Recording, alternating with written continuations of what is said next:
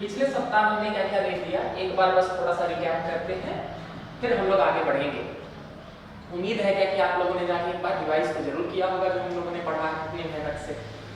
तो एक बार रिकैप करते हैं क्या क्या हमने अभी तक देख लिया है। पिछले क्लासेस में हमने क्या देखा है कि इकोनॉमी क्या थी, इकोनॉमिक्स किसको कहते हैं, दोनों में क्या अंतर था, इकोनॉमी के क्या अलग अलग सेक्टर हैं, क्या अलग अलग अंग हैं, हमने उसके बारे में भी समझा। इसके बाद हमने देखा क्या कि ग्रोथ जो है वो डेवलपमेंट से कैसे अलग है, ग्रोथ और डेवलपमेंट क्वांटिटेटिव क्वालिटेटिव। हमने ग्रोथ के आकलन के प्रकार देखे। इसके बाद हम ये भी देख रहे थे कि डेवलपमेंट के क्या क्या प्रकार हैं, जैसे कि समावेशी विकास किसे कहते हैं, इंक्लूसिव डेवलपमेंट किसे कहते हैं, सतत धारणीय विकास किसे कहते हैं, सस्टेनेबल डेवलपमेंट किसे कहते हैं।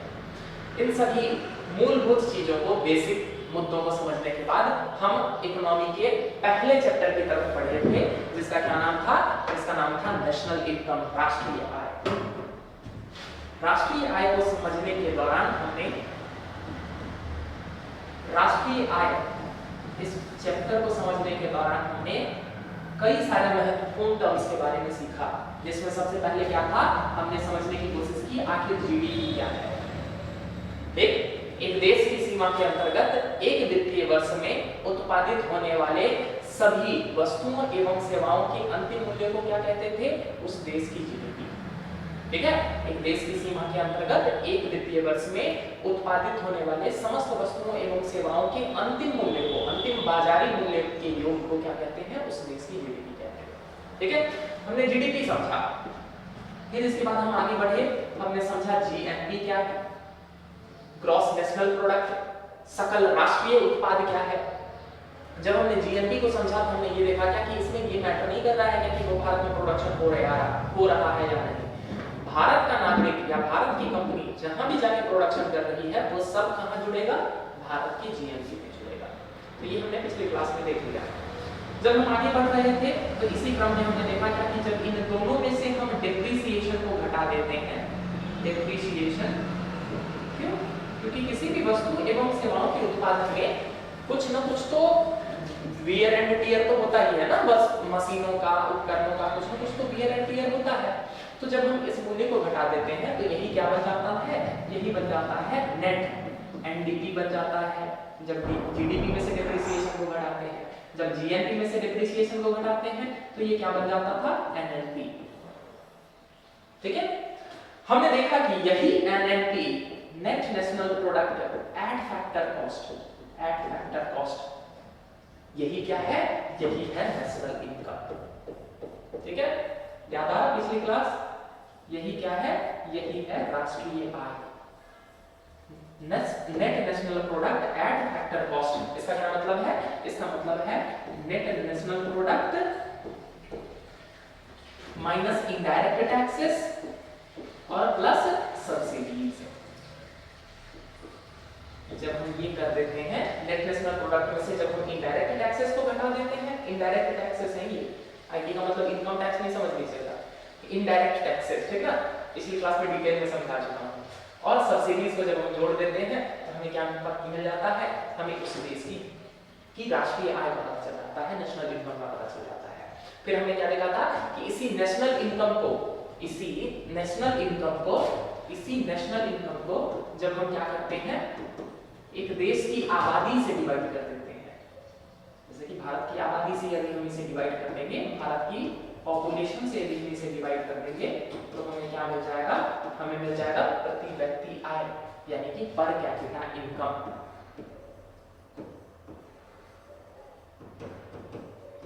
पर कैपिटा इनकम हमें प्राप्त हो जाएगा। ठीक है, चलिए, तो ये हमने देखा था पिछली क्लासेस में। हमने देखा था कि भारत में जीडीपी, भारत में क्या कहेंगे, जीडीपी की कैलकुलेशन की कुछ पद्धतियां हैं। जैसे कि हमने देखा था जीडीपी एट मार्केट प्राइस, जिसे हम नॉमिनल जीडीपी कहते थे। नॉमिनल जीडीपी क्या था कि वस्तुओं एवं सेवाओं के बाजारी मूल्य को जोड़ दें, मार्केट वैल्यूज को जोड़ दें तो हम उसे क्या कहते हैं, हम उसे कहते हैं नॉमिनल जीडीपी। मैंने आप लोगों को बताया था कि वैश्विक स्तर पर अर्थव्यवस्थाओं के मूल्यांकन के लिए, या अर्थव्यवस्थाओं, कौन सी अर्थव्यवस्था मजबूत है, कौन सी अर्थव्यवस्था कमजोर है, इसके लिए बेंचमार्क क्या होता है कि जीडीपी को एक आधार बनाया जाता है। और इस जीडीपी के बेसिस पर बोला जाता है कि चूंकि अमेरिका विश्व की सबसे बड़ी अर्थव्यवस्था है। ऐसा क्यों है? क्यों? क्योंकि अर्थव्यवस्था यूएसए की जीडीपी जो है वो 25.3 ट्रिलियन डॉलर की है। किस बेसिस पर बोल रहे हैं? वही जीडीपी एट मार्केट प्राइस या जीडीपी नॉमिनल जीडीपी जिसे हम कहते हैं, उसी के बेसिस पर बोलते हैं। ठीक है, जब हम कहते हैं कि भारत विश्व की 5वीं सबसे बड़ी अर्थव्यवस्था बन गई है तो हम ये किस आधार पर बोलते हैं? हम ये बोलते हैं नॉमिनल जीडीपी के आधार पर। जब हम ये कहते हैं क्या कि बाजारी मूल्य के आधार पर जब हम जीडीपी की गणना करते हैं तो भारत की जीडीपी कितनी है? भारत की जीडीपी है 3.3 ट्रिलियन डॉलर की। ठीक है, दूसरा हमने क्या देखा था? हमने देखा था क्या कि मार्केट प्राइस पर या नॉमिनल जीडीपी में समस्या क्या है कि इसमें महंगाई का प्रभाव नहीं समझ में आता है। पिछले साल से जीडीपी बढ़ी तो है, लेकिन कहीं ऐसा तो नहीं कि केवल ये महंगाई में बढ़ोतरी के कारण ये प्राइस बढ़ता हुआ दिख रहा है। तो इसीलिए क्या करते हैं, हम नॉमिनल जीडीपी में से महंगाई के प्रभाव को समाप्त करने का प्रयास करते हैं। We try to eliminate the impact of inflation from nominal GDP. इसके लिए क्या करना होता है? इसके लिए क्या करते हैं कि हम गुड्स एंड सर्विसेज के प्राइस को किसी एक बेस ईयर के हिसाब से फिक्स कर देते हैं। कोई एक आधार वर्ष मान लेते हैं और उसके हिसाब से हम क्या करते हैं, वस्तुओं एवं सेवाओं के जो मार्केट वैल्यू, जो प्राइस जो था ना, उसको फिक्स कर देते हैं। फिर क्या होता है? अब क्या होगा? क्योंकि प्राइस तो हम पुराना वाला ही दे रहे हैं, तो अब जीडीपी तभी बढ़ेगी जब वास्तव में प्रोडक्शन बढ़ेगा। यदि पिछले साल भी 100 ही यूनिट्स का उत्पादन हो रहा था और इस साल भी यदि 100 ही यूनिट्स का उत्पादन हो रहा है तो जीडीपी में बढ़ोतरी नहीं हो पाएगी एट कांस्टेंट प्राइस, या फिर जिसको हम क्या बोलते हैं, रियल जीडीपी। क्यों? क्योंकि महंगाई, क्यों? क्योंकि प्राइस तो हमने सेम ही ले रखा है ना। नॉमिनल जीडीपी में क्या हो रहा था कि पिछली बार भी हमने 100 ही प्रोडक्शन किया, इस बार भी हमने 100 ही प्रोडक्शन किया, लेकिन ऐसा हो सकता है क्या कि इन उत्पादों का पिछले साल जो है वो मूल्य था पर यूनिट 10 रुपया, तो 1000 रुपए की जीडीपी थी, लेकिन इस साल प्राइस बढ़कर हो गया 12 रुपया, तो 100 गुना 12 कितना हो गया? 1200 रुपया। तो जीडीपी तो बढ़ती हुई दिख गई 20%। ठीक है, प्रोडक्शन नहीं बढ़ा था। लेकिन जब हम रियल जीडीपी निकालते हैं, मार्केट प्राइस या नॉमिनल जीडीपी के अलावा, हम क्या करते हैं, इसमें से जब हम महंगाई के प्रभाव को समाप्त कर देते हैं तो जो हमें मिलता है वो क्या है? वो है रियल जीडीपी। हम लोग डिटेल में चर्चा कर चुके हैं पिछली क्लास में, बस मैं रिकैपिचुलेट कर रहा हूँ, इसीलिए मैं पूरी बात को फिर से नहीं समझा रहा हूँ। ठीक ना? तो ये थी रियल जीडीपी। ठीक है, तीसरी समस्या हमने क्या देखी कि जीडीपी में ऐसा भी तो हो सकता है क्या कि जीडीपी बढ़, ये जो नॉमिनल जीडीपी है ये इसलिए बढ़ती हुई दिख रही हो कि गवर्नमेंट ने टैक्सेस बढ़ा दिए हैं। ठीक है, टैक्सेस बढ़ने के कारण क्या हो गया है, पिछले साल जो प्रोडक्ट 10 रुपए का मिल रहा था, टैक्स बढ़ जाने के कारण ऐसा हो सकता है कि वो प्रोडक्ट आज 11 रुपए का मिल रहा हो। ठीक है, यानी कि नॉमिनल जीडीपी में हमें ये भी नहीं पता चलता है क्या कि ये जो जीडीपी में बढ़ोतरी हो रही है, कहीं ऐसा तो नहीं कि ये केवल ये जो बढ़ोतरी हो रही है ये केवल टैक्सेस में बढ़ोतरी के कारण दिख रही हो। तो इसलिए क्या करते हैं, हम इनडायरेक्ट टैक्सेस को प्रभाव को भी खत्म करने का प्रयास करते हैं। ठीक है, दूसरी बात, ऐसा भी हो सकता है कि मान के चलिए कि कोई प्रोडक्ट जो है उसका मैन्युफैक्चरिंग कॉस्ट 10 रुपया हो, लेकिन गवर्नमेंट क्या बोल रही है कि हम इसमें सब्सिडी दे रहे हैं 2 रुपया। तो एक बात बताइए, मार्केट में किस प्राइस पे मिल रही है? वो मिल रही है आपको 8 रुपए में। तो इसके कारण क्या हो रहा है, जब हम नॉमिनल जीडीपी कैलकुलेट कर रहे हैं तो इसमें सब्सिडी के कारण क्या हो रहा है, जीडीपी कम हो जा रही है। तो जीडीपी एट फैक्टर कॉस्ट, जो कि तीसरा था हमारा जीडीपी एट फैक्टर कॉस्ट, इसमें हम क्या कर रहे थे, जीडीपी एट फैक्टर कॉस्ट में इसमें हम क्या कर रहे थे कि नॉमिनल जीडीपी में से टैक्सेस और सब्सिडी के प्रभाव को खत्म करते रहे थे। इसके लिए हम क्या करते थे कि नॉमिनल जीडीपी में से हम इनडायरेक्ट टैक्सेस को घटा देते थे और सब्सिडीज को जोड़ देते थे, तो हमें क्या पता चल जाता था, हमें जीडीपी एट फैक्टर कॉस्ट पता चल जाता था। ठीक है, जीडीपी तीनों तरीके हमने समझ लिए। पहला क्या था, नॉमिनल जीडीपी यानी कि मार्केट प्राइस पर, दूसरा रियल जीडीपी यानी कि हम महंगाई के प्रभाव को खत्म करेंगे, इसके लिए हम क्या करेंगे, एक बेस ईयर बनाएंगे। ठीक है, बेस ईयर आपको दिखाया था बकायदा बजट में भी, हमारा जो बजट आया है इस साल उसमें भी आपको दिखाया था कि कांस्टेंट प्राइस पर जीडीपी बताया गया था। ठीक है, और तीसरा वाला क्या था, तीसरा है जीडीपी एट फैक्टर कॉस्ट, जिसमें हम क्या कर रहे थे, इनडायरेक्ट टैक्स और सब्सिडी के प्रभाव को समाप्त कर देते हैं। ठीक है, आगे बढ़ते हैं, जरा समझने की कोशिश कर रहे थे, इसके बाद हम एक बार रिकैपिचुलेट कर रहे हैं कि जीडीपी के कैलकुलेशन के 3 तरीके थे। सबसे पहला तरीका था which was what? Which was expenditure method, यानी कि व्यय, ठीक है, एक्सपेंडिचर मेथड था जीडीपी, ठीक ना। इसमें हम क्या कर रहे थे कि हम सारे खर्चों को जोड़ ले रहे थे। तो एक अर्थव्यवस्था में कैसे खर्चे होते हैं? सबसे पहला खर्च होता है कंज्यूमर के लेवल पर, कंज्यूमर के लेवल पर, यानी कि हम आप जो चीजें खरीद रहे होते हैं मार्केट से, वही है खर्च सबसे पहला। तो दूसरा क्या होता है? इन्वेस्टमेंट, यानी कि मैं आप हम लोग जो निवेश कर रहे होते हैं, कुछ स्टॉक खरीद लिया, किसी ने जमीन खरीद ली, किसी ने सोना खरीद लिया, इन्वेस्टमेंट पर्पस से। दूसरा खर्च ये होता है। तीसरा खर्च क्या होता है? तीसरा खर्च होता है गवर्नमेंट का, सरकार ने खर्च किए, सरकारी योजना में खर्च किया, ब्रिज बनाने में खर्च किया, पुल बनाने में खर्च किया, जो भी सरकार के खर्चे हैं। तो तीसरा खर्च कौन सा हो जाता है? गवर्नमेंट का। और चौथा खर्च होता है जिसको हम बोलते हैं नेट एक्सपोर्ट, नेट एक्सपोर्ट, या फिर हम इसी को क्या कहते हैं? इसी को हम कहते हैं कि टोटल भारत से एक्सपोर्ट माइनस इंपोर्ट, यानी कि भारत से जितनी चीजें विदेशों में बिकने के लिए गई हैं, जब उनमें से हम उन चीजों को घटा देते हैं जो विदेशों से भारत में बिकने के लिए आई है, तो हमें क्या मिल जाता है? हमें मिल जाता है नेट एक्सपोर्ट, ठीक है। तो हमने पढ़ा था क्या कि एक्सपेंडिचर मेथड क्या होता है? C plus I plus G plus X minus M, ठीक है। C stands for consumer spending, I stand for investment निवेश, G stands for government spending सरकारी खर्च, और X मतलब एक्सपोर्ट और M मतलब इंपोर्ट, यानी कि X minus M equals to net export. ये था हमारा एक्सपेंडिचर मेथड, ठीक है। दूसरा मेथड जो हमने देखा था, दूसरा मेथड जो हम लोगों ने देखा था, ये था क्या? ये था इनकम मेथड, यानी कि आय की गणना के माध्यम से हम कैसे पता करेंगे कि भारत की जीडीपी कितनी है। इनकम मेथड में क्या करते थे कि हम एक देश में जितने भी आय के स्रोत हैं, जितने भी इनकम के सोर्सेस हैं, हम इन सबको जोड़ देते थे, ठीक है।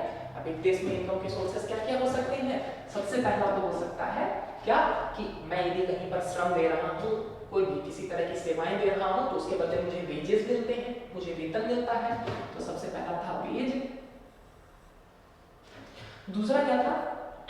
दूसरा क्या था कि यदि मैंने कहीं निवेश कर रखा है, किसी को मैंने पैसा दे रखा है, मैंने बैंक में पैसा जमा कर रखा है, तो मुझे उसके बदले क्या मिलता है? मुझे उसके बदले मिल जाता है इंटरेस्ट,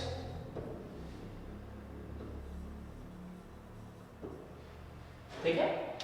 इंटरेस्ट, वेज का मतलब हो गया वेतन, इंटरेस्ट का क्या मतलब हो गया? इंटरेस्ट का मतलब हो गया ब्याज।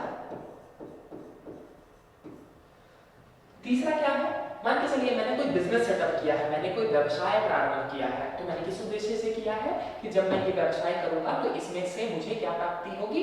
मुझे लाभ की प्राप्ति होगी, यानी कि आय का तीसरा स्रोत क्या है? तीसरा स्रोत है प्रॉफिट, लाभ। आय किस रूप में प्राप्त हो सकती है? प्रॉफिट के रूप में प्राप्त हो सकती है, ठीक है। चौथा तरीका, मेरे पास कोई संपत्ति है, मैंने उसको कुछ समय के लिए किसी को प्रयोग करने के लिए दिया है, तो बदले में मुझे क्या मिलेगा? मुझे मिलेगा रेंट, ठीक है। मुझे क्या मिलेगा उसके बदले? मुझे मिलेगा रेंट। तो आय के क्या स्रोत हो सकते हैं? या तो वो वेज के रूप में हो, या वो इंटरेस्ट के रूप में होगा, या फिर वो प्रॉफिट के रूप में होगा, या फिर वो रेंट के रूप में होगा, ठीक ना। तो यानी कि क्या हो गया ये मेथड? Income method. इसे हम क्या करते हैं? W plus I plus P plus R, ठीक ना। W plus I plus P plus R। पूरी अर्थव्यवस्था में इनकम के स्रोत यही होंगे ना, या तो वेतन के रूप में मिल रहा होगा। आप देख लीजिए, कोई भी पूरी अर्थव्यवस्था में संपत्ति अर्जन का यही कोई ना कोई तरीका होगा। क्या कि या तो आप वेतन के रूप में कमा रहे होंगे, या इंटरेस्ट के रूप में कमा रहे होंगे, या प्रॉफिट के रूप में कमा रहे होंगे, या रेंट के रूप में कमा रहे होंगे। जब इन चारों को जोड़ देते हैं तो हमें क्या मिल जाता है? एक देश की जीडीपी मिल जाती है। इसको क्या बोलते हैं? इसी को बोलते हैं इनकम मेथड, ठीक है। W plus I plus P plus R। तीसरा हमने देखा था प्रोडक्शन मेथड। तीसरा हमने क्या देखा था? प्रोडक्शन मेथड, यानी कि उत्पादन के आधार पर हम कैसे जीडीपी की गणना करते हैं। इसी में मैंने आपको कॉन्सेप्ट बताया था क्या? ग्रॉस वैल्यू एडेड का। GVA, ग्रॉस वैल्यू एडेड, सकल ग्रॉस वैल्यू एडेड। हिंदी में इसे क्या कहते हैं? हिंदी में इसी को कहते हैं सकल मूल्यवर्धन।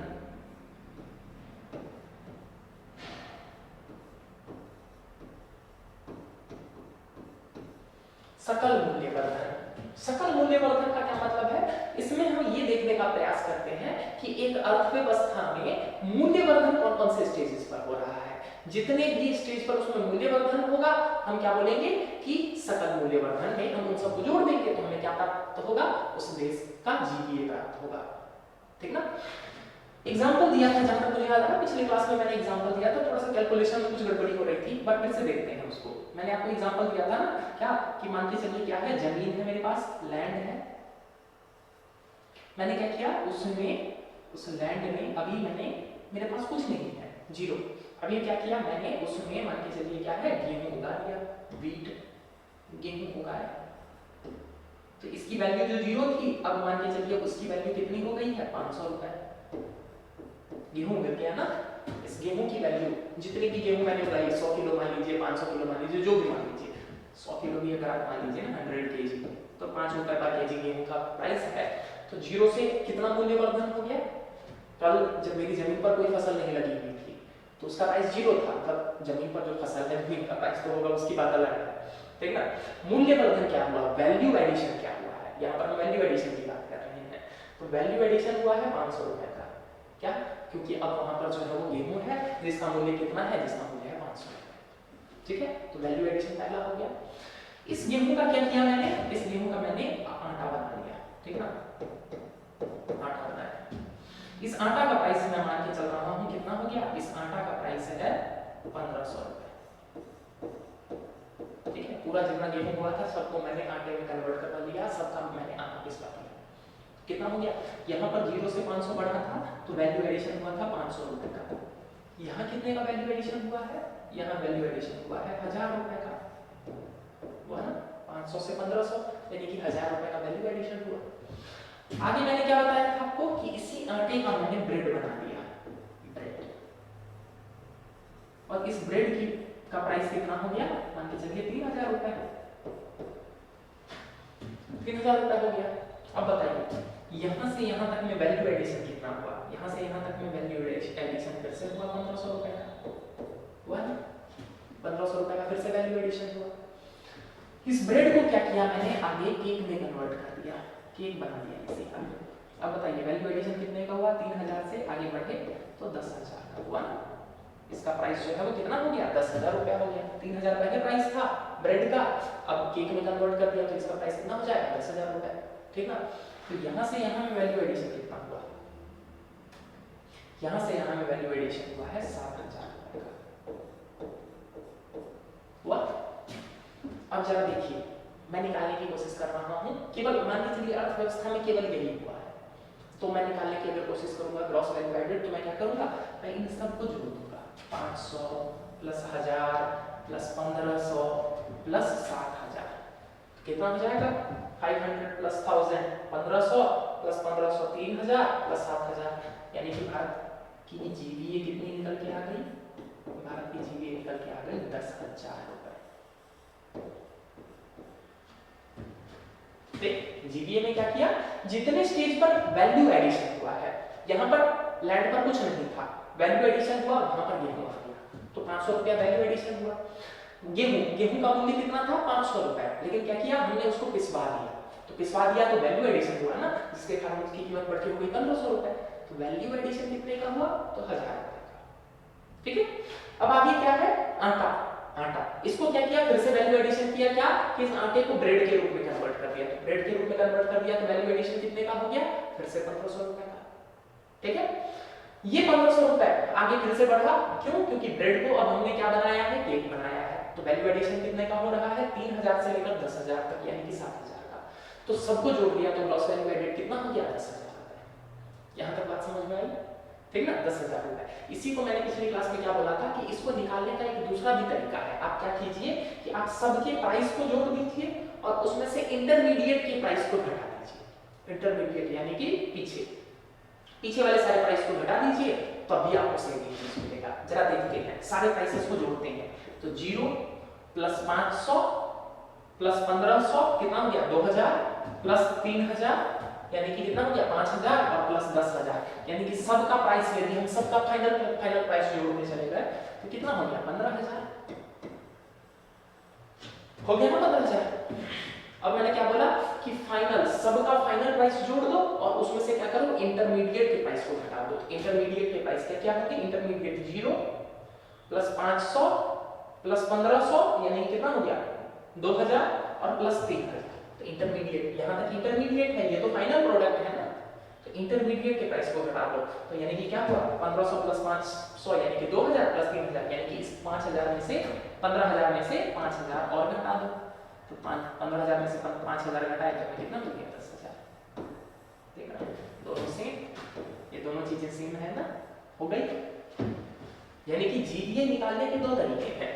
सबसे पहला क्या तरीका है कि या तो क्या कीजिए आप केवल वैल्यू एडिशन वाले पार्ट को जोड़ते चले जाइए, वैल्यू ऐड वाले पार्ट को जोड़ते चले जाइए ऐसे समेसन, आप केवल सारे जो है ना वो वैल्यू एडिशन वाले पार्ट को जोड़ दीजिए। या दूसरा पार्ट क्या है क्या कि जितने भी सेल्स हुए हैं ना, जैसे कि गेहूं का प्राइस, जितना भी क्या बोलते हैं आटा का प्राइस, आप केक का प्राइस, आप जो है वो ब्रेड का प्राइस, आप सबके प्राइस को जोड़ दीजिए, sales price minus intermediate price, ठीक ना, माइनस इंटरमीडिएट प्राइस। जब हम ये भी कर देते हैं तो भी हमें क्या मिल जाता है, तब भी हमें जीपीए मिल जाता है। समझ में आया? दोनों में हमें मिल जाएगा जीपीए। क्लियर है ना? यहां तक बात समझ में आ रही है ना जीपीए? ठीक, अब क्लियर हो गया ना कि या तो करो कि सारे वैल्यू एडिशन वाले पार्ट को जोड़ दो एक साथ, या फिर क्या करो क्या कि सारे फाइनल प्राइसेस को जोड़ दो और क्या करो उसमें से इंटरमीडिएट के प्राइस को घटा दो, तब भी हमें जीबीए मिल जाएगा। दोनों ही कंडीशन में हमें जीबीए की प्राप्ति हो जाती है। इसी को क्या कहते हैं, इसी को कहते हैं ग्रॉस वैल्यू एडेड। ठीक है, मैंने आपको इकोनॉमिक सर्वे खोल के दिखाया था ना क्या कि ग्रॉस वैल्यू एडेड भाग में दिखाया जाता है हमारी अर्थव्यवस्था को बताने के लिए, एक बेंचमार्क के रूप में इसको भी प्रयोग किया जाता है। ठीक है, इसके अलावा क्या मैंने बताया, मतलब इसके अलावा एक और बात बता दूं कि जब इसी जीबीए को यदि हम कांस्टेंट प्राइस पर निकालते हैं, अरे जैसे जीडीपी को निकाला था वैसे ही जीबीए को भी कांस्टेंट प्राइस पर निकाला जा सकता है, यानी कि कोई एक साल से जो है वो इसका प्राइस फिक्स रख दिया जाए तो भी, तो हम क्या बोलेंगे वो जीबीए एट कांस्टेंट प्राइस हो गया। मतलब महंगाई के प्रभाव को यदि हम इसमें से घटाने की कोशिश करें, ठीक है, जैसे कि ब्रेड का प्राइस पिछले साल मान के चलिए 2500 रुपए था, मतलब अभी जिसको हमने 3000 दिया, लेकिन महंगाई बढ़ जाने के कारण वो इस साल 3000 दिख रहा है। तो यदि हम उस इंपैक्ट को घटा दें ना, इसमें से हटा दें, तो हमें क्या मिल जाएगा, हमें मिल जाएगा जीबीए एट कांस्टेंट प्राइस। देखिए मैं क्या बोल रहा हूँ, मैंने यहाँ ब्रेड का प्राइस माना है 3000 रुपए, तो 3000 रुपए माना है ना मैंने, यानी कि मार्केट में प्राइस है 3000 रुपए, तो एक बार बताइए जरूरी थोड़ी है क्या कि हर साल 3000 रुपए ही रहा होगा 100 किलो या फिर जो भी, ठीक ना। तो पिछले साल मान के चलिए यदि कम था, महंगाई में बढ़ोतरी के कारण ये इस बार 3000 हो गया है। तो जब हम ऐसे वाले महंगाई के प्रभाव को घटा देते हैं, महंगाई के प्रभाव को जब हम समाप्त कर देते हैं, तो हम उसी को क्या कहते हैं, हम उसी को कहते हैं जीबीए एट कांस्टेंट प्राइस। ठीक है, यहाँ तक क्लियर है ना, जीबीए एट कांस्टेंट प्राइस। जब GBA at constant price clear है तो जरा अब हम समझने की कोशिश करते हैं। एक सेकेंड, ये लाइट थोड़ी सी कम हो गई है ना, इसीलिए ऊपर फोन कर देता हूँ ताकि थोड़ी सी लाइट और बढ़ जाए। ठीक, तो ये हो गया हमारा ग्रॉस वैल्यू एडेड, इतना समझ में आ गया। इसके अलावा हमने क्या देखा था, इसके अलावा हमने देखा था ग्रीन जीडीपी किसे कहते हैं, कि जब हम अर्थव्यवस्था में से, जब हम जीडीपी में से नकारात्मक जो प्रभाव पर्यावरण पर पड़ रहे हैं, जब हम उस वाले सेक्शन को हटा देते हैं तो हमें मिल जाता है क्या, हमें मिल जाती है ग्रीन जीडीपी। ठीक, नहीं उठा रहे हैं, पता नहीं कहीं होंगे, तो हम उसे क्या बोलते हैं, हम उसे बोलते हैं ग्रीन जीडीपी। ठीक है, इसके अलावा आपको बताया था कि हमारा पड़ोसी मुल्क, पड़ोसी देश कौन सा, भूटान, वहां पर जो है वो जीडीपी की गणना नहीं करते हैं, वो लोग क्या करते हैं, ग्रॉस नेशनल हैप्पीनेस की गणना करते हैं। ठीक है, इसके अलावा आपको बताया था कि जीडीपी एक तो होती है प्राइस के बेस पर, जिसमें हम क्या करते हैं, सब देश की करेंसी को किस में कन्वर्ट कर देते हैं, डॉलर में, और फिर हम कंपेयर करते हैं। दूसरा क्या होता है, हर देश के करेंसी की परचेजिंग पावर, खरीद पाने की क्षमता अलग अलग होती है। आज की क्लास में बहुत डिटेल में पढ़ेंगे, जब हम लोग मुद्रास्फीति महंगाई पढ़ेंगे ना, तब बहुत डिटेल में समझाऊंगा इस चीज को, ठीक ना। तो पिछली क्लास में हमने क्या देखा था कि हर देश की मुद्रा की खरीद पाने की क्षमता अलग अलग होती है, ठीक है। तो जब हम इस आधार पर, परचेजिंग पावर के आधार पर जब हम जीडीपी की गणना करते हैं तो हम क्या बोलते हैं, वो क्या है, GDP at purchasing power parity. GDP at purchasing power parity को, GDP at purchasing power parity को ही के आधार पर जब हम अर्थव्यवस्थाओं की तुलना करते हैं तो हमें क्या पता चलता है, हमें पता चलता है कि भारत जो है वो विश्व की तीसरी सबसे बड़ी अर्थव्यवस्था था। तब हमें पता चलता है कि भारत जो है वो विश्व की तीसरी सबसे बड़ी अर्थव्यवस्था था, ठीक ना। तो इस आधार पर हमने जब कैलकुलेट किया था तो आपको क्या बताया था, GDP at PPP, purchasing power parity. जब परचेजिंग पावर पैरिटी के आधार पर हम जीडीपी की गणना करते थे तो हमें पता चलता था क्या कि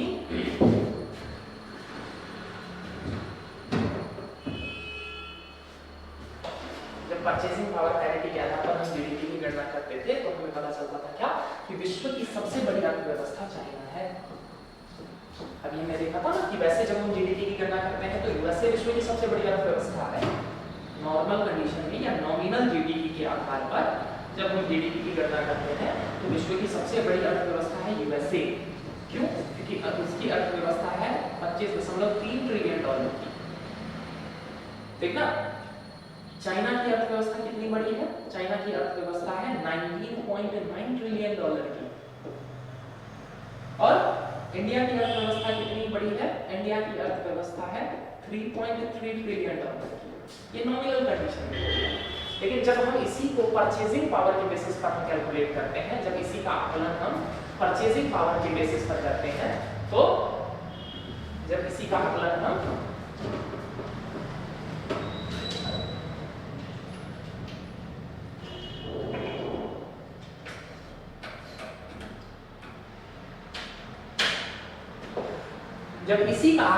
परचेजिंग पावर के बेसिस पर करते हैं तो विश्व की सबसे बड़ी अर्थव्यवस्था बन जाती है चाइना। उसकी जीडीपी अपने आप बढ़कर 27 ट्रिलियन डॉलर के आसपास पहुंच जाती है। अमेरिका की जीडीपी, यूएसए की जीडीपी घटकर लगभग 20 ट्रिलियन डॉलर के आसपास आ जाती है और इंडिया की जीडीपी बढ़कर लगभग 10 ट्रिलियन डॉलर के आसपास आ जाती है, ठीक ना। तो जो भारत यहाँ पर 5वें नंबर पर था वो अपने आप बढ़कर यहाँ पर कौन से नंबर पर आ जाता है, यहाँ 3रे नंबर पर आ जाता है। अब समझ में आया दोनों में क्या अंतर था? मैंने समझाया था ना कि वही मैकडी वाला वो एक बर्गर जो भारत में कितने रुपए का आपको मिलता है, मान के चलिए 60, 70, 80, मान के चलते हैं 80 रुपए का मिलता है, ठीक। मुझे एग्जैक्ट नहीं पता है कि मैकडॉनल्ड वाला बर्गर जो है कितने का मिलता है, मान के चलिए 80 रुपए का मिल रहा है, ठीक ना। और हम क्या जानते हैं कि भारत में अभी $1 बराबर 80 रुपया है। $1 को यदि मैं रुपये में कन्वर्ट करना चाहूं, मेरे पास यदि $1 है और मैं आरबीआई के पास जाऊं या फिर जहां भी एक्सचेंज होता है वहां पर मैं जाके दूंगा $1 तो बदले में मुझे 80 रुपए मिल जाएंगे, ठीक है। ये है नॉर्मल एक्सचेंज रेट। लेकिन मैं क्या देख रहा हूं, मैं क्या देख रहा हूं कि 80 रुपया में भारत में एक बर्गर मिल जाता है, बस एग्जांपल के लिए है, ठीक ना। और यही बर्गर सेम यदि मैं अमेरिका में जाके खरीदता हूं तो मुझे $2 देने पड़ते हैं। तो एक बात बताइए, वैसे नॉर्मल एक्सचेंज रेट क्या है? नॉर्मल एक्सचेंज रेट है कि $1 बराबर 80 रुपया, लेकिन जब हम इस कंटेक्स्ट में देख रहे हैं तो 80 रुपया बराबर तो $2 हो गया। यानी कि इस कंटेक्स्ट में जब हम परचेजिंग पावर, दोनों देश की मुद्रा की खरीद पाने की क्षमता को जब हम कंपेयर करते हैं तो हमें क्या दिखता है? तो हमें दिखता है कि $1 बराबर कितना हो गया? 40 रुपए। बात समझ में आया? अब देख रहे हैं वैसे नॉर्मल मार्केट में, अभी मैं आपको दिखाऊंगा आज का एक्सचेंज रेट,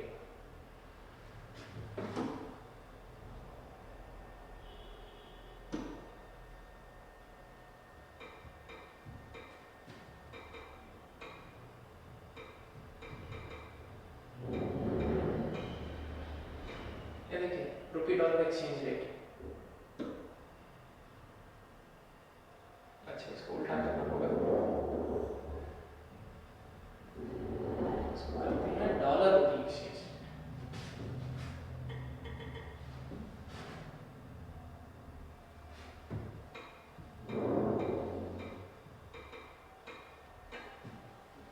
डॉलर रुपये देखा, 82.43 रुपया। ये देख रहा है ना, ये फ्लक्चुएट करते रहता है, देख रहा है, ये एक महीने का पूरा दिखा रहा है। 5 दिन में देखिए कैसे ऊपर नीचे हुआ है, कभी 82.2 था, फिर घट के इससे नीचे गया, फिर इसके नीचे गया, ये फ्लक्चुएट करता है। ये देखिए पिछले एक साल में कहाँ 75 रुपया से बढ़कर, ये देख रहे हैं, यहाँ देखिए दिख रहा होगा 75 से बढ़कर 21 अप्रैल 2022 को 76 रुपया था $1 बराबर, 6 अप्रैल को कितना था, 75 रुपया था। तो ऐसे ही बढ़ते बढ़ते देख रहे हैं ना, ये कहाँ पहुंच गया है अभी, 82 रुपया पर पहुंच गया है, ठीक ना, ये कहाँ पहुंच गया है अभी, 82 रुपया पर पहुंच गया है।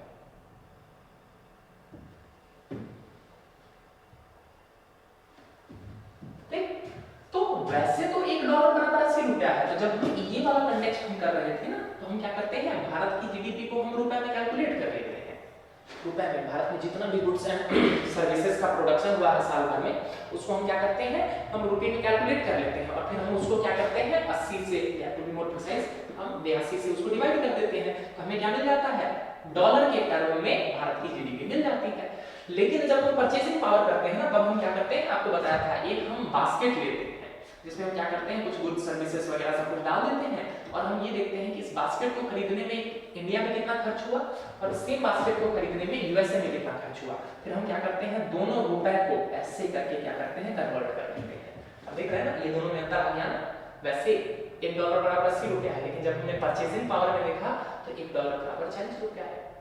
जैसे कि दूसरा एग्जांपल मान के चलिए, भारत में एमआरआई कराने में जाता है आपका 10,000 रुपया, और सेम एमआरआई कराने में यदि यूएसए में हम गए तो मान के चलिए जा रहा है 1 लाख रुपया, 1 लाख रुपया, ठीक ना, मतलब 1 लाख रुपया। ये इंडियन कंटेक्स्ट में ही हम देखें तो एक बात बताइए, भारत में जो चीज खरीदने में आपको जितना खर्च हो रहा था उससे 10 गुना ज्यादा खर्च हो रहा है ना, उससे 10 गुना ज्यादा खर्च हो रहा है। यही कारण है, देख रहे हैं ना कि यहाँ पर यूएसए की जीडीपी ज्यादा दिख रही थी और यहाँ पर यूएसए की जीडीपी कम दिख रही है। क्यों?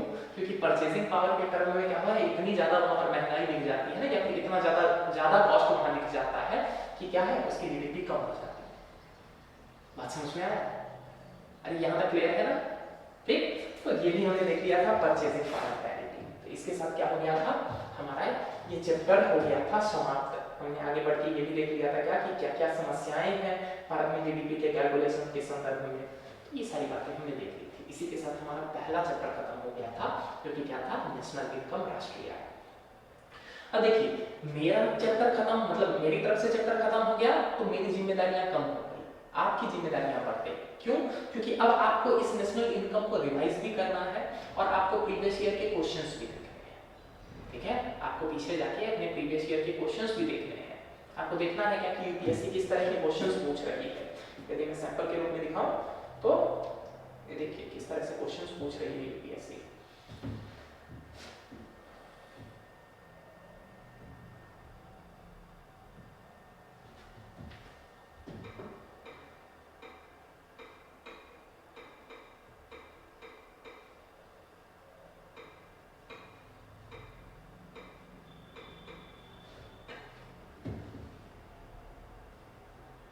देखिए, बट ऑब्वियस है क्या कि अभी आपके पास इकोनॉमी का ज्ञान बहुत सीमित है।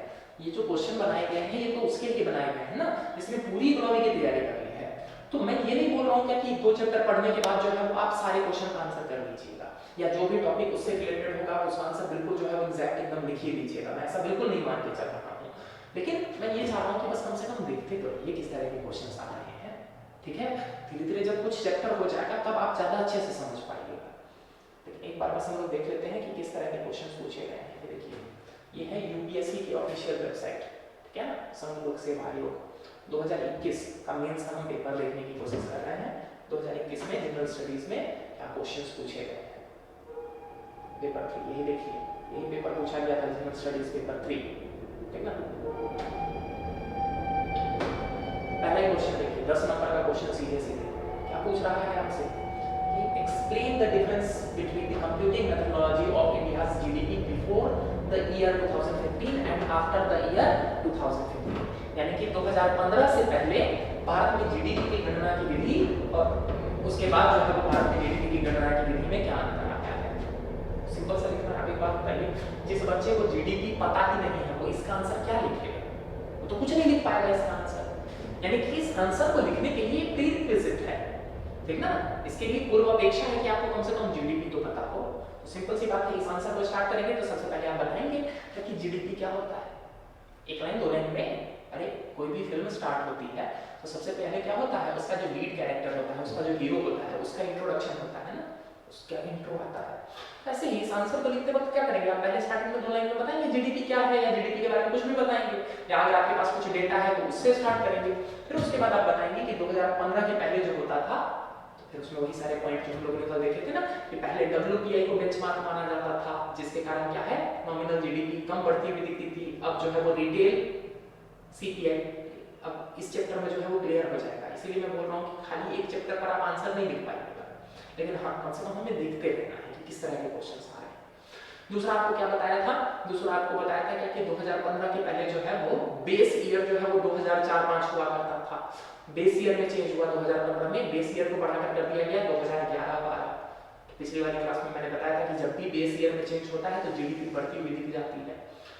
ये सारी मेथोडोलॉजीज में चेंजेस आए हैं। फिर क्या बताया था मैंने, क्या कि पहले जो है वो ऑर्गेनाइज्ड सेक्टर, अनऑर्गेनाइज्ड सेक्टर का अलग तरह से डेटा निकलता था। अब MCA 21 याद आ रहा है, 21 डिजिट का कोड, उसके माध्यम से जो है वो डेटा कलेक्ट किया जाता है, 5 साल में एक बार सर्वे होता है। ये सारी बातें आंसर हो गया, खत्म हो गया। इसी को अलग अलग पैराग्राफ में आप बताइए कि ये परिवर्तन हुआ है, खत्म है आंसर। यही है आपका पहला क्वेश्चन।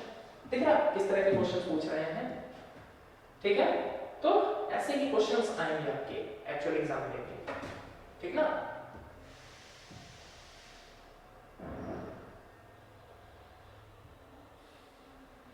ठीक, तो ये था हमारा पहला चैप्टर। अब हम बढ़ रहे हैं दूसरे चैप्टर की तरफ, which is what, which is inflation. इस चैप्टर का क्या नाम है, इस चैप्टर का नाम है महंगाई। इन्फ्लेशन को शुद्ध हिंदी में, यदि मतलब ठीक ठाक एकेडमिक हिंदी में यदि हम बोले, इसे कहते हैं मुद्रास्फीति। मुद्रास्फीति, ठीक है, मुद्रास्फीति। क्या है मुद्रास्फीति? इसी को आम बोलचाल की भाषा में हम क्या कह देते हैं, महंगाई। जरा समझने की कोशिश कीजिएगा, महंगाई क्या है। ये हमारे आम जीवन से जुड़ा हुआ मुद्दा है महंगाई, इसलिए समझना और आसान होगा। थोड़ा सा ध्यान दीजिएगा, बस थोड़ा सा ध्यान दीजिएगा, बड़ी आसानी से समझ में आ जाएगा। और दिखाऊंगा इस चैप्टर से तो पीटी में भर भर के क्वेश्चन आते हैं। कोई ऐसा साल नहीं जाता जिस साल जो है वो महंगाई वाले चैप्टर से जो है वो यूपीएससी की पीटी में क्वेश्चन नहीं पूछ रहा हो, ठीक ना। आपको दिखाऊंगा यूपीपीसीएस हो, बीपीएससी हो, कोई भी स्टेट सर्विसेज का एग्जाम हो, महंगाई से पीटी में भी क्वेश्चन आते हैं। मेंस में तो आते ही हैं, पीटी में भी क्वेश्चन आएंगे, ठीक ना। इसलिए इस चैप्टर को थोड़ा सा ध्यान से समझिएगा, बड़े आसानी से समझ में आ जाएगा। महंगाई कहते किसको है, जरा समझिए। महंगाई का सिंपल सा मतलब है कि जब किसी देश में या किसी भी अर्थव्यवस्था में वस्तुओं एवं सेवाओं के औसत मूल्य में बढ़ोतरी हो जाए। औसत मूल्य में क्या मतलब कि वस्तु सेवाओं, बहुत सारी वस्तु सेवाएं हम खरीदते हैं दैनिक जीवन में। मैं शर्ट खरीदता हूँ, मान के चलिए मैं खाने के लिए कुछ चीज खरीदता हूँ, मैं बाकी सामान खरीदता हूँ, साबुन, सर्फ, बाकी जो है वो अपने डे टू डे एक्टिविटीज के प्रोडक्ट खरीदता हूँ, पेन खरीदता हूँ, कॉपी खरीदता हूँ। तो मतलब मैं बहुत सारी चीजों का कंजम्पशन करता हूँ, बहुत सारी चीजों का मैं उपभोग करता हूँ। मैं क्या कह रहा हूँ कि महंगाई का मतलब है कि जब इन वस्तुओं सेवाओं के औसत मूल्य में वृद्धि हो जाए तो हम क्या कहेंगे कि देश में महंगाई बढ़ रही है। बात समझ में आया?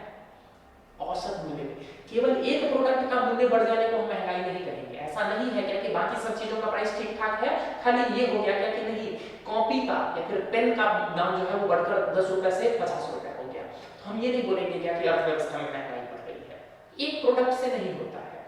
जब ऑन एन एवरेज, फिर मतलब पूरी अर्थव्यवस्था में जब सारी वस्तु सेवाओं के मूल्य में, सिंपल सी बात है, सब में एक समान तो नहीं बढ़ेगा ना, कोई मान के चलिए थोड़ी ज्यादा महंगी हो रही है, कोई कम महंगी हो रही है, लेकिन क्या हो रहा है कि पूरी अर्थव्यवस्था में वस्तु सेवाओं के मूल्य में वृद्धि हो रही है, सब जो है वो थोड़ा थोड़ा भी बढ़ रहा है, तो हम क्या बोलेंगे कि अर्थव्यवस्था में महंगाई है। बात समझ में आया? महंगाई किसको कहते हैं? एक वस्तु से नहीं होगा, दो वस्तु से नहीं होगा, ऑन एन एवरेज लगभग पूरी अर्थव्यवस्था। पहली बात तो यही क्लियर थी।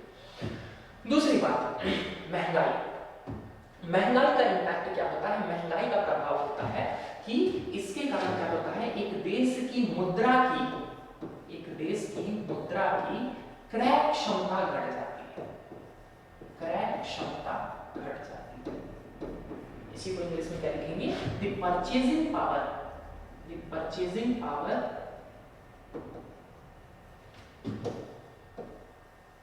of currency declines, of currency declines।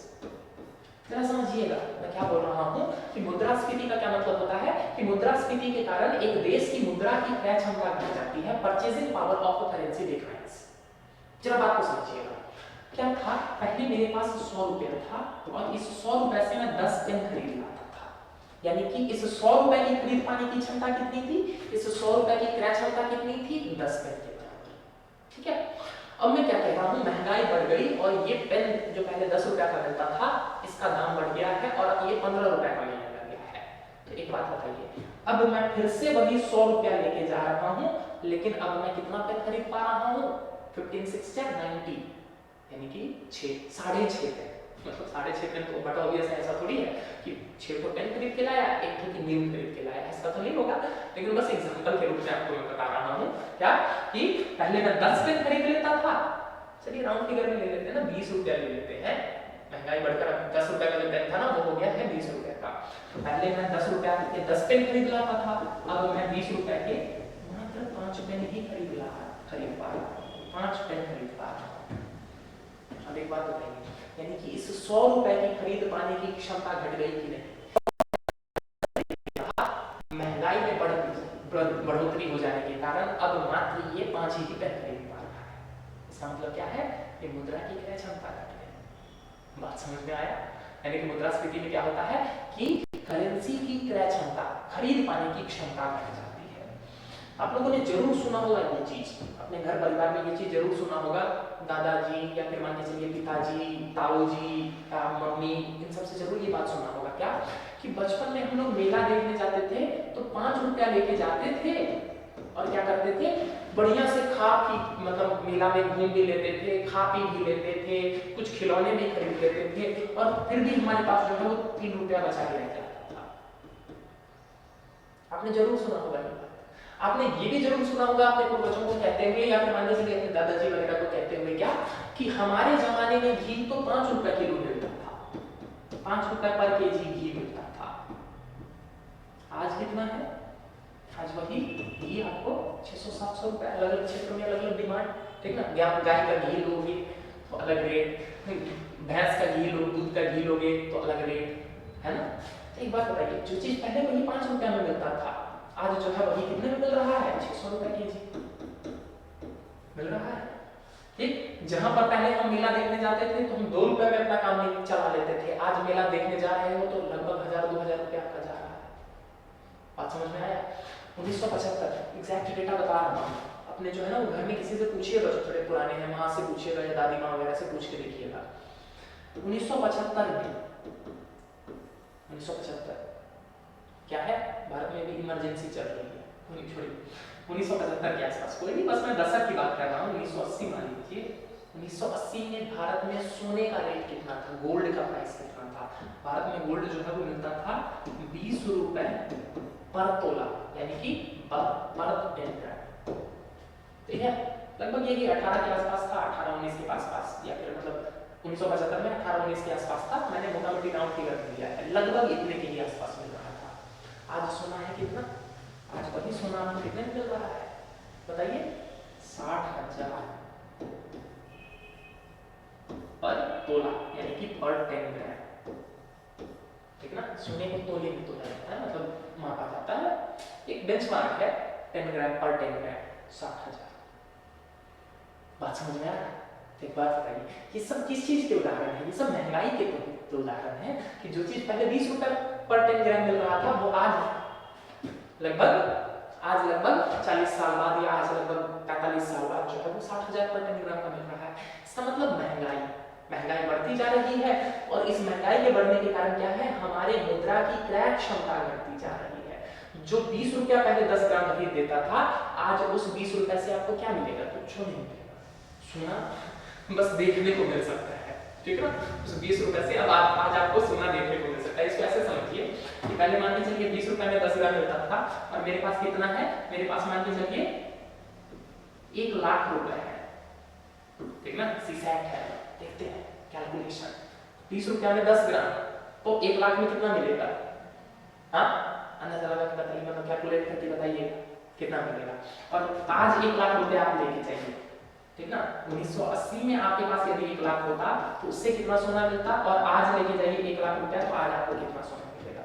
यानी कि क्या मतलब है कि मुद्रा की खरीद पाने की क्षमता घट गई है। पहले 1 लाख लेके जाते 1980 में तो ढेर सारा सोना मिलता आपको, अब गाड़ी भर के लेके आते, ठीक ना। आज आप लेके जाइएगा तो आपको जो है कितना, इतना मिलेगा क्या कि आप मुश्किल से जो है वो हाथ में लेके चले आइएगा या पॉकेट में डाल के लेके चले आइएगा, इतना ही सोना मिलेगा। यानी कि क्या है, मुद्रा की क्रय क्षमता जो है वो कम हो गई। ये बात समझ में है, ठीक ना। महंगाई बढ़ने के कारण क्या होता है कि मुद्रा की क्रय क्षमता कम हो जाती है। यहाँ तक क्लियर है। यही कारण आपने देखा होगा, यही सबसे बड़ा कारण है। आपने सुना है कि मतलब आप लोगों ने अपने ही जीवन में इस चीज को महसूस किया होगा या नहीं, तो एक बार जो है वो पिताजी वगैरह से पूछ के देखिएगा। पहले क्या चलता था, 10 पैसे का सिक्का, 20 पैसे का सिक्का, सब चलता था ना, पैसे पैसे का सिक्का चलता था। अब देखिए, अब आपको देखने को मिलता है, अब तो 50 पैसा भी नहीं देखने को मिलता है। याद है 4 आना 8 आना पहले चलता था ना, अब जो है वो भी नहीं देखने को मिलता है। क्यों? क्योंकि जैसे जैसे महंगाई बढ़ने के कारण, जैसे जैसे महंगाई बढ़ने के कारण मुद्रा की क्रय क्षमता कम होती जाती है, मुद्रा की क्रय क्षमता, खरीद पाने की क्षमता कम होती जाती है, इन मुद्राओं को प्रचलन से बाहर किया जाता है। आरबीआई क्या करती है, मतलब देश की सरकार क्या करती है, तब to be more precise RBI बताऊंगा आगे के चैप्टर में कि कौन एक्चुअल में किसकी जिम्मेदारी है ये सब चीज करना, ठीक है ना। तो जैसे जैसे महंगाई बढ़ती चली जाती है, मुद्रा की खरीद पाने की क्षमता कम होती चली जाती है, तो क्या किया जाता है, लोअर डिनोमिनेशन मतलब छोटी मुद्राओं को क्या किया जाता है, प्रचलन से बाहर किया जाता है। समझ में आया? पहले इस वाले एग्जांपल में देखिए, जब 5 रुपया में से 2 रुपया में पापा जो है वो मेला देख के घूम फिर के वापस आ गए, तो इसका मतलब क्या है, उन्होंने पेमेंट किस चीज में किया था, 5 समोसा खाया 2 समोसा खाया, तो 2 समोसा खाया तो बदले में उन्होंने पैसे में पे किया था ना, पैसे 10 पैसे 20 पैसे में पे किया था तभी तो। लेकिन अब क्या हो गया है, महंगाई बढ़ जाने के कारण क्या हो रहा है कि मुद्रा की क्रय क्षमता घटती जा रही है। तो अब एक बात बताइए, इस 10 पैसे का कोई मोल ही नहीं रह गया है, इस 20 पैसे का कोई मोल ही नहीं रह गया है, इस 25 पैसे 4 आना का कोई मोल ही नहीं रह गया है। यही कारण है क्या कि इन्हें प्रचलन से बाहर कर दिया गया है। बात समझ में? प्रचलन से बाहर कर दिया गया। इसके पीछे दूसरा भी रीजन है। अब जरा सोच के देखिए, महंगाई बढ़ जाने के कारण 25 पैसे के सिक्के का मोल जो है वो कम हो गया है, मतलब इसका कोई वैल्यू नहीं रह गया है। लेकिन एक बात बताइए, इस 25 पैसे को बनाने, सिक्के को बनाने में कुछ धातु यूज हुआ है, मान के चलिए कुछ भी धातु यूज हुआ है, तो फिर क्या होगा कि अगर इसको प्रचलन से बाहर नहीं किया जाएगा ना, तो लोग क्या करेंगे, क्या कि इस सिक्के को पिघला के, इस सिक्के को पिघला के और इस धातु को बेच लेंगे मार्केट में। क्यों? क्योंकि इस पैसे का मोल कम हो गया है, लेकिन इस धातु का मूल्य जो है वो कैसे बढ़ रहा है, महंगाई के साथ साथ बढ़ रहा है। जैसे कि सोना का कीमत बढ़ता गया समय के साथ, चांदी की कीमत बढ़ती चली गई, तो वैसे ही इसमें जो धातु प्रयोग हुई है ना, जो मेटल प्रयोग हुआ है, उसकी कीमत तो महंगाई के साथ साथ बढ़ रही है। लेकिन क्या हो रहा है, इस पैसे का मूल्य कम होता जा रहा है। तो इस कारण से भी क्या करना होता है ना, आरबीआई को इन मुद्राओं को प्रचलन से बाहर करना होता है। नहीं तो लोग क्या करेंगे कि पैसा जमा करके, सिक्के जो है वो जमा करते चले जाएंगे और फिर क्या करेंगे, इसको पिघला कर इसको धातु के फॉर्म में बनाकर बेच देंगे। बात समझ में आया? इस कारण से भी क्या किया जाता है, मुद्रा को प्रचलन से बाहर कर दिया जाता है।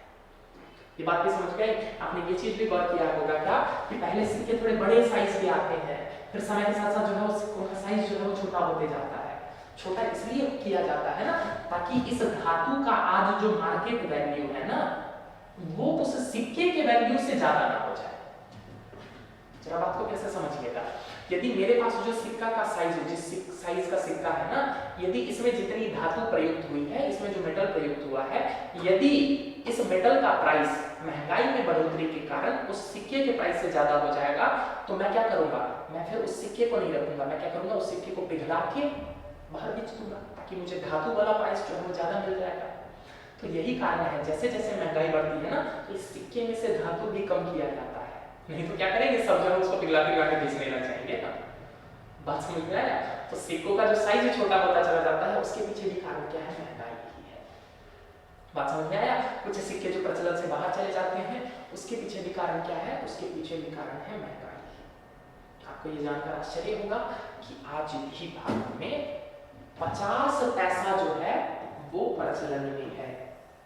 आरबीआई के अनुसार 50 पैसा खरीद बिक्री में मतलब वस्तुओं के लेन देन में प्रयोग हो सकता है और बिल्कुल होगा अगर आरबीआई के अनुसार चले तो, ठीक ना?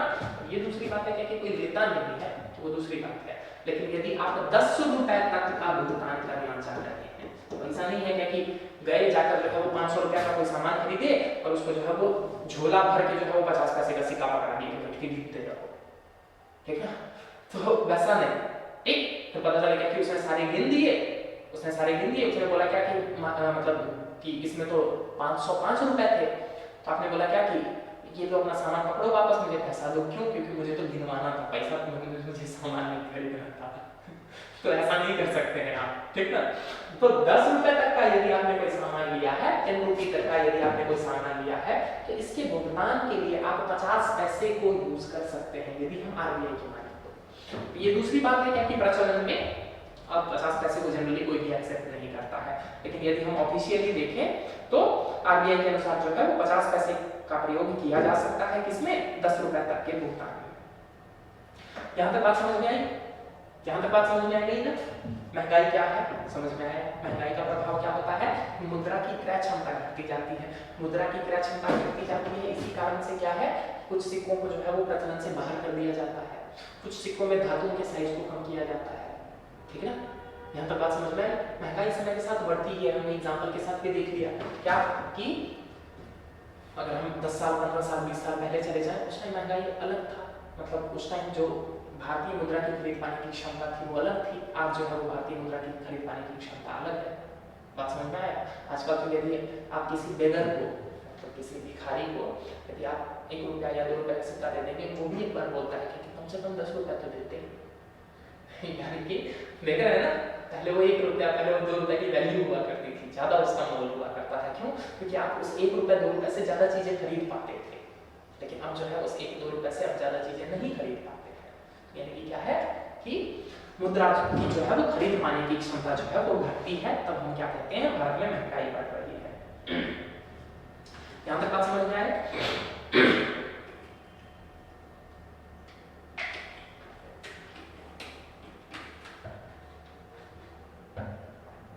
अब जरा समझते हैं आगे, एक कदम और आगे बढ़ते हैं।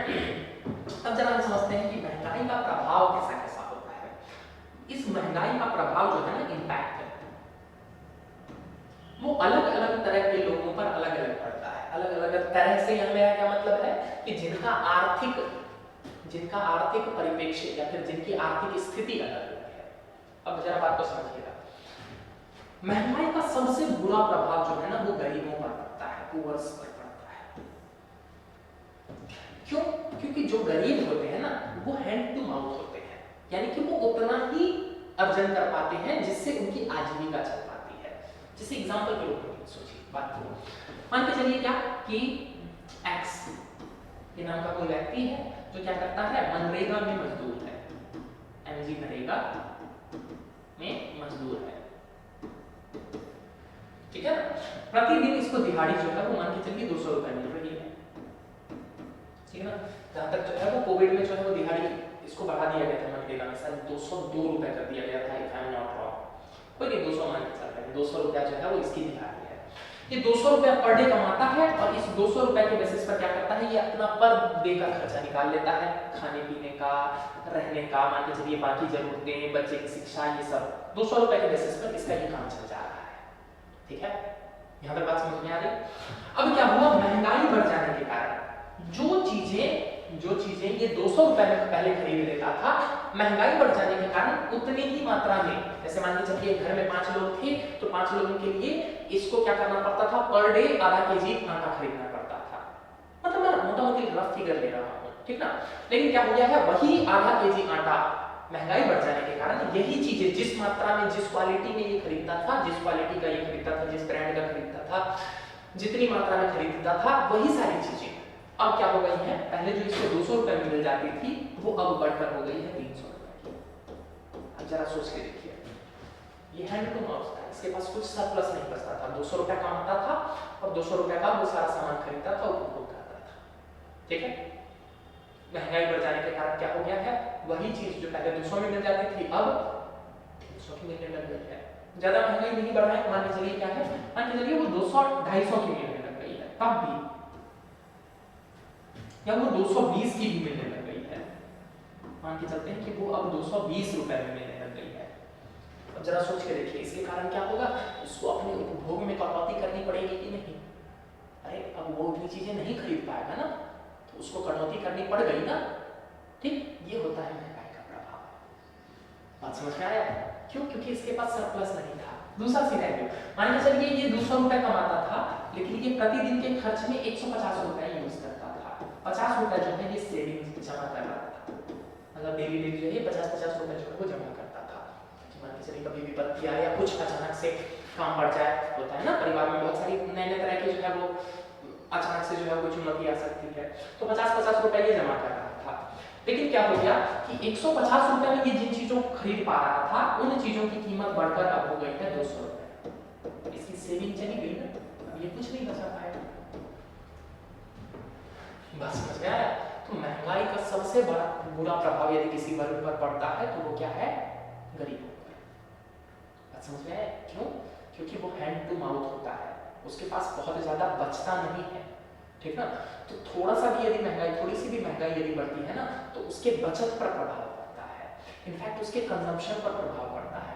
पहले जो है वो घर में सब लोग जो है वो 5-5 रोटी खाते थे, अब क्या हो रहा है, क्योंकि महंगाई बढ़ गई है तो वो उतना आटा खरीद ही नहीं पा रहा है। इसके कारण क्या है, अब घर में सभी लोगों को 4-4 रोटी खाकर ही सोना पड़ रहा है। ये है महंगाई का प्रभाव।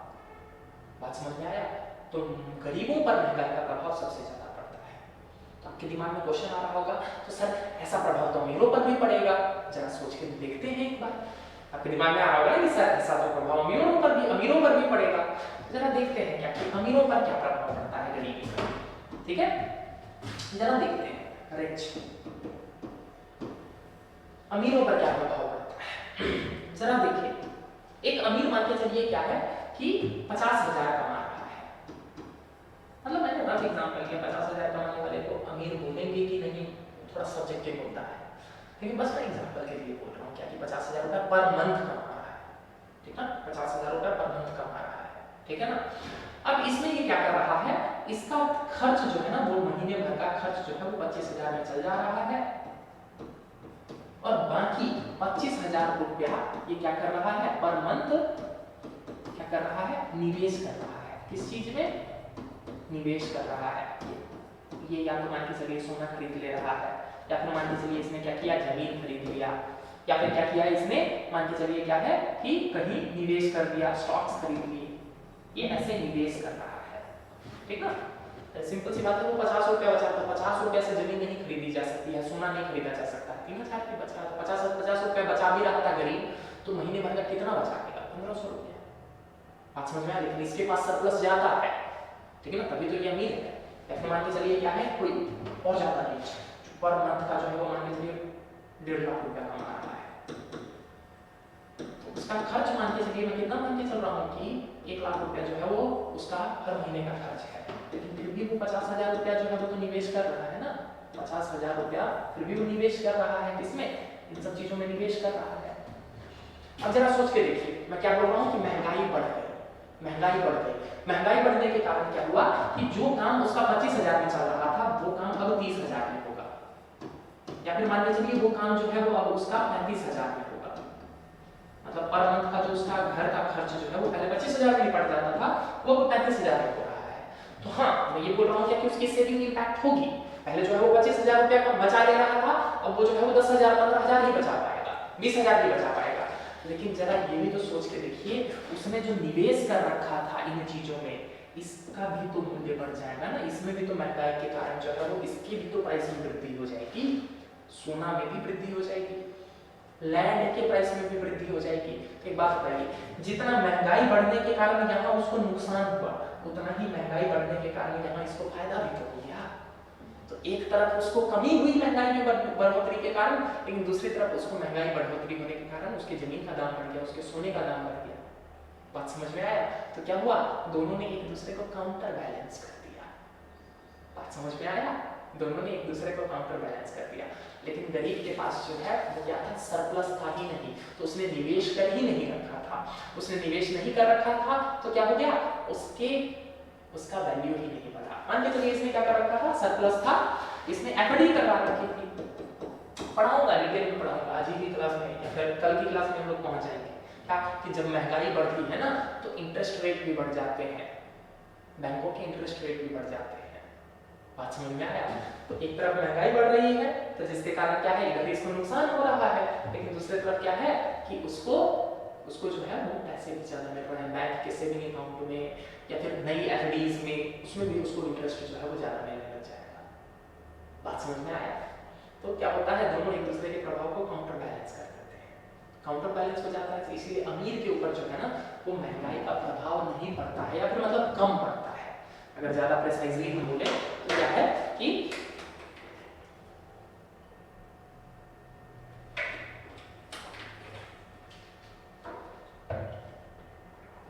यदि हम प्रिसाइजली बोले तो क्या कि अमीर के ऊपर जो है वो महंगाई का प्रभाव काउंटर बैलेंस हो जाता है।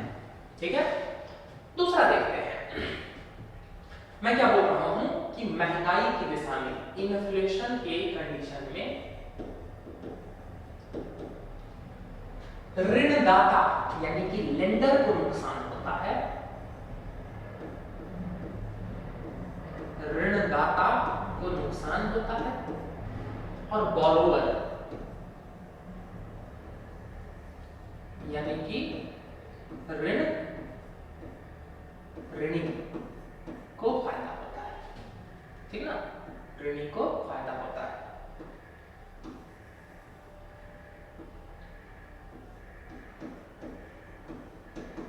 ऋणी को फायदा होता है, जरा बात को समझिएगा कैसे। मान के चलिए क्या है, आप मेरे पास आए और आपने आकर बोला क्या कि सर मुझे 1 लाख रुपए दे दीजिए, मुझे जो है वो जमीन खरीदनी है। मैंने बोला ठीक है ले लो 1 लाख रुपया, जमीन खरीद लेना। मैंने क्या किया, आज कितना है, आज 3 अप्रैल 2023 है, ठीक ना। मैंने क्या किया, आपको 1 लाख रुपया दे दिया 3 अप्रैल 2023 को।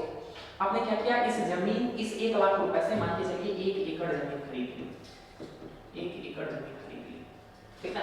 अब क्या रेट है, अलग अलग क्षेत्रों का रेट उस समय नहीं पढ़ना, बस मैं एग्जांपल के रूप में बोल रहा हूं। 1 लाख रुपया दिया आपने, क्या किया, उससे जाकर 1 एकड़ जमीन खरीद ली, लैंड खरीद लिया, ठीक है।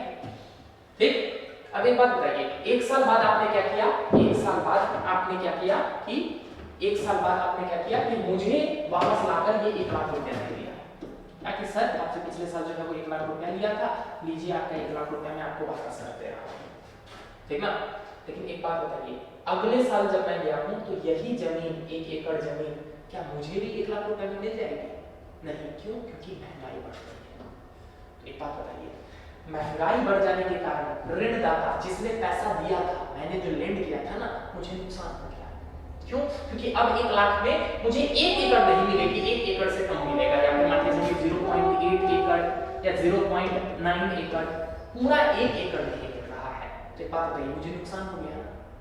बात समझ में आया? अब आपके दिमाग में क्वेश्चन आ रहा होगा कि सर मैं कुछ इंटरेस्ट भी तो दूंगा। सर देखते हैं कि इंटरेस्ट का क्या है। मान के चलिए क्या है कि 1 लाख रुपया लेने आए, आपने बोला क्या कि सर मैं तो आपका सर छात्र ही हूँ, मैं कहाँ भाग जाऊंगा, सर आपके पास तो मेरा नंबर भी है, तो मैं कहाँ भी भाग जाऊंगा, तो थोड़ा सा इंटरेस्ट कम रखिएगा। मैंने बोला ठीक है, बाकी बैंक से यदि लेने जाते तो वो तुमसे 12% 13% चार्ज करता, ऐसा करो तुम मुझे जो है ना वो 7% या 6% के आसपास जो है वो इंटरेस्ट दे देना। मैंने क्या बोला कि 6% इंटरेस्ट दे देना, ठीक है। 6% का क्या मतलब है कि 1 साल के बाद ये बढ़कर कितना हो जाएगा, 1,06,000 हो जाएगा, ठीक ना, 1,06,000 हो जाएगा ना, ठीक। 6% का ये मतलब है। लेकिन क्या हुआ कि महंगाई जो है वो भारत में बढ़ गई है, कितने परसेंट से, वो बढ़ गई है मान के चलिए 10% से, ठीक है। या फिर मैं बोलूं कि जमीन की कीमत जो है वो बढ़ गई है 10% से, मोटा-मोटी। मैंने बताया महंगाई का सिंपल सा क्या मतलब होता है कि ऑन एन एवरेज पूरी अर्थव्यवस्था में वो महंगाई बढ़ रही है, और ऑन एन एवरेज पूरी अर्थव्यवस्था में वस्तुओं एवं सेवाओं के मूल्य में बढ़ोतरी हो रही है, ठीक है। तो 10% से बढ़ गया है। आपने मुझसे कितने रुपए लिए थे, आपने मुझसे लिए थे 1 लाख रुपए, 6%, ब्याज दर पर।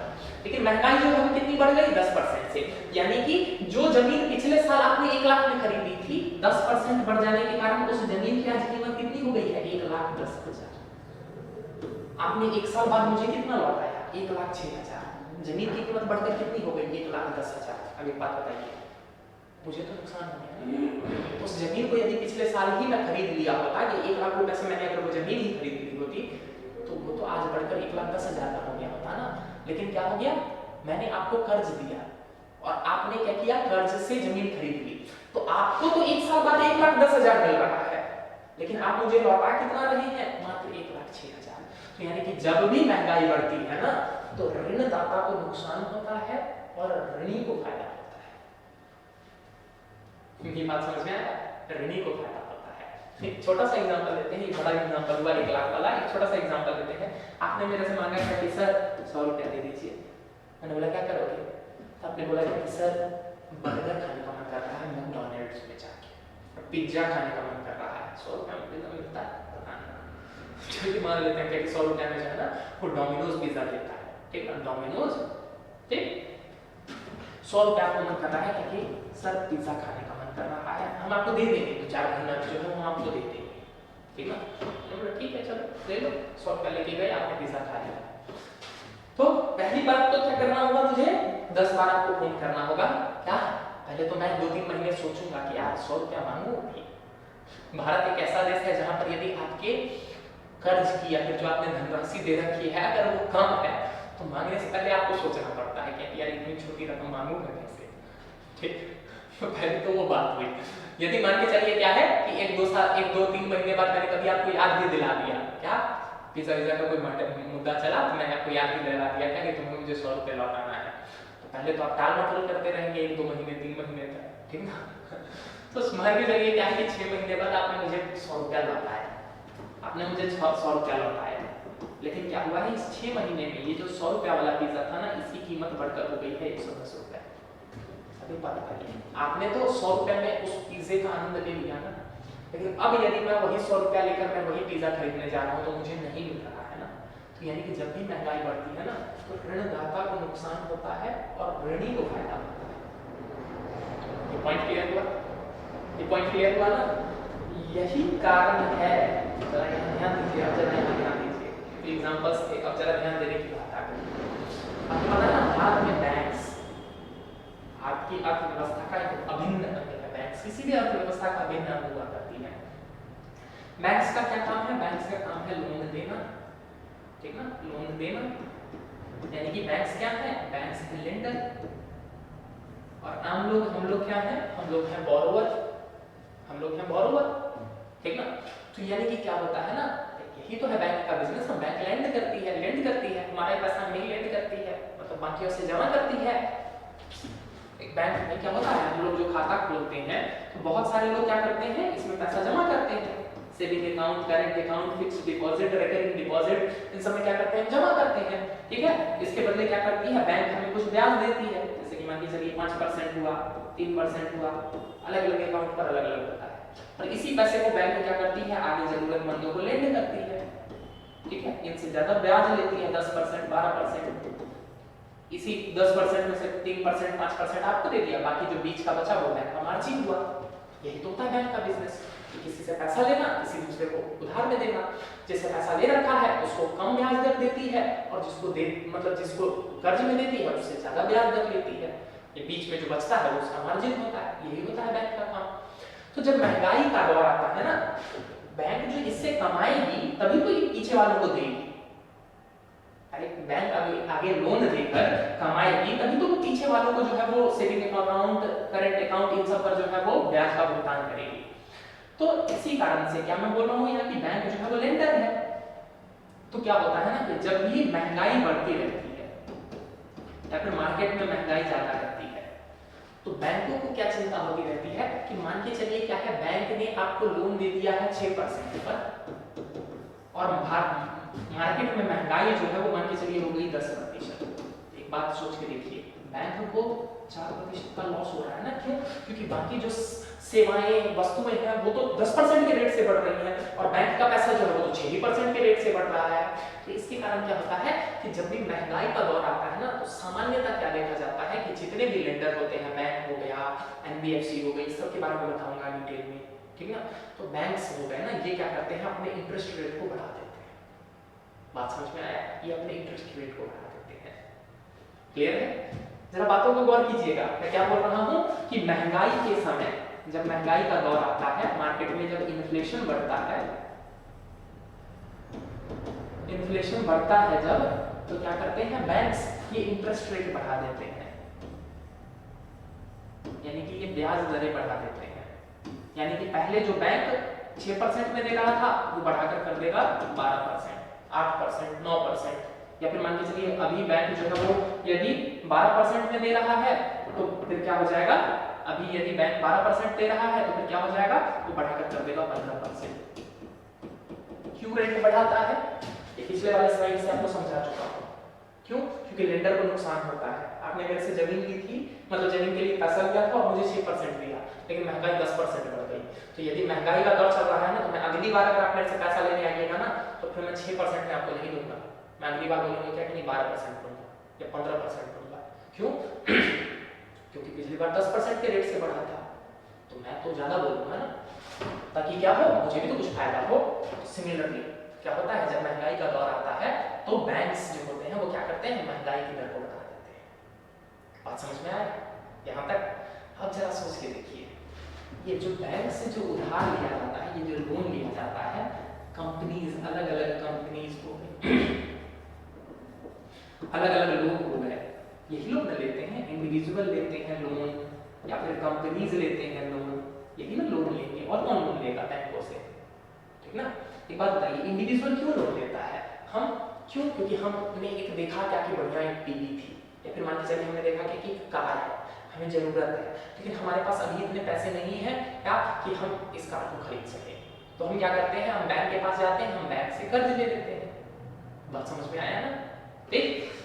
कंपनी ने क्या देखा क्या कि दो मेरे पास फैक्ट्री है, लेकिन क्या है, मार्केट में फिर भी मेरे प्रोडक्ट की डिमांड है, तो मैं क्या करता हूं कि एक और फैक्ट्री लगा देता हूं। इसके लिए क्या चाहिए होगा कंपनी को और ज्यादा पैसा चाहिए होगा, तो कंपनी कहां जाएगी? कंपनी जाएगी बैंक के पास, क्या कि थोड़ा सा पैसा दे दो लोन के रूप में, इतना जो है तुमको ब्याज चुका देंगे और इससे हम अपना प्रोडक्शन कर लेंगे, हम अपना प्रोडक्शन बढ़ा लेंगे, तो हमें मुनाफा ज्यादा होगा। लेकिन अब क्या हो रहा है, ब्याज दर बढ़ गई है, तो ब्याज दर बढ़ गई है तो ये इंडिविजुअल भी लोन लेने में कतराएगा और ये कंपनी भी लोन लेने में कतराएगा। ये बात समझ में आई? आप जरा खुद सोच के देखिए, आप जा रहे थे कार खरीदने के लिए, क्यों? क्योंकि इंटरेस्ट रेट जो था वो 5% था या 6% था, तो आपने सोचा कि चलो 5% ही है ना, दे दें। लेकिन अब क्या हो गया है, महंगाई के दौर के कारण क्या हो गया है, उस वस्तु की भी कीमत बढ़ गई है, कार की भी कीमत बढ़ गई है। पहले वो चीज आपको मान के चलिए कार जो है वो 15 लाख में मिल रही थी, अब वो 20 लाख की मिल रही है। और दूसरी तरफ क्या है, ब्याज भी बढ़ गया है। आप खरीदिएगा, बट ऑब्वियस है कि उस प्लान को पोस्टपोन कर दीजिएगा। सिमिलरली कंपनी देख रही थी क्या कि पहले क्या है, मार्केट में कर्ज जो है या फिर मान के चलिए बैंकों से लोन जो है वो 6% 7% पर मिल रहा था, लेकिन क्या हो गया है, अब महंगाई बढ़ जाने के कारण बैंकों ने क्या किया है, इंटरेस्ट रेट बढ़ा दिया है और बढ़ाकर कर दिया है 10% 12%। तो कंपनी का मुनाफा तो कम हो जाएगा ना। तो इसके कारण क्या होता है, महंगाई के कारण क्या होता है कि बैंक इंटरेस्ट रेट बढ़ा देते हैं, और जैसे ही इंटरेस्ट रेट बढ़ता है तो जो ये कंज्यूमर है, चाहे वो इंडिविजुअल हो चाहे वो कंपनी हो, या क्या करते हैं कि कर्ज लेना कम कर देते हैं। ये कर्ज लेना कम कर देते हैं तो क्या हो जाता है, मार्केट में डिमांड कम हो जाती है, मार्केट में प्रोडक्शन भी जितना बढ़ना चाहिए था उतना नहीं बढ़ पाता है, जिसके कारण क्या होती है, एक देश की अर्थव्यवस्था में ग्रोथ कम हो जाता है। बात समझ में आई? महंगाई कैसे जो है वो अर्थव्यवस्था को प्रभावित करती है। यदि महंगाई जरूरत से ज्यादा बढ़ जाएगी या फिर महंगाई जो है वो अनियंत्रित रहेगी तो क्या होगा कि ब्याज दरें बढ़ा दी जाएंगी,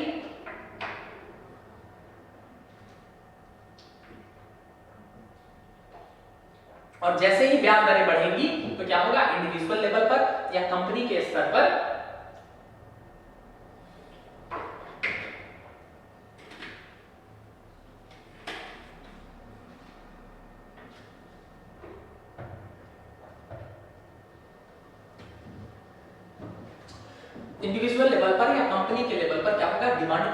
होगा, प्रोडक्शन भी इम्पैक्ट होगा, जिसके कारण क्या होता है, क्या कि इकोनॉमिक ग्रोथ जो है वो इम्पैक्ट होती है। यहाँ तक बात समझ में आई? अरे यहाँ तक बात समझ में आएगा? तो ये था इन्फ्लेशन का प्रभाव। जब हम देखने की कोशिश करते हैं क्या इन्फ्लेशन का प्रभाव जो है वो अर्थव्यवस्था पर नकारात्मक ही पड़ता है या इन्फ्लेशन का कुछ सकारात्मक प्रभाव भी हो सकता है। जरा बात को समझिएगा यहाँ गौर से। महंगाई